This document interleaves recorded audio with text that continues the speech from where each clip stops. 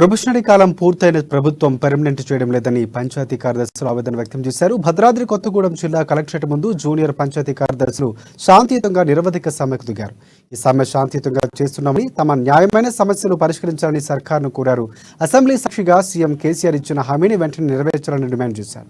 సమ్మె తమ హక్కు అని చేయడం లేదని, సమ్మె తమ ఆవేదన మాత్రమేనంటూ జూనియర్ పంచాయతీ కార్యదర్శులు ఆవేదన వ్యక్తం చేశారు. మేము జూనియర్ పంచాయతీ కార్యదర్శులుగా 2018 నోటిఫికేషన్ ద్వారా ఎగ్జామ్ రాసి రిక్రూట్ అయ్యి వచ్చినాము.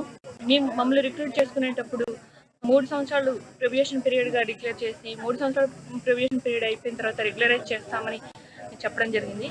ఆ విధంగా మేము జాయిన్ అయిన తర్వాత 3 సంవత్సరాల తర్వాత ఇంకొక సంవత్సరం పాటు కూడా ప్రొబేషన్ పీరియడ్ని పెంచడం జరిగింది. దానికి కూడా మేము సమ్మతించి ఇంకొక సంవత్సరం కూడా పూర్తి చేసుకున్నాము. ఈ 4 సంవత్సరాల కాలంలో కూడా పల్లె ప్రగతిలో భాగంగా మేము పల్లెల్ని ఎంతో అభివృద్ధి పదంలోకి తీసుకెళ్తూ జాతీయ స్థాయిలో అవార్డులు కూడా తీసుకురావడం జరిగింది. ఇంతగానో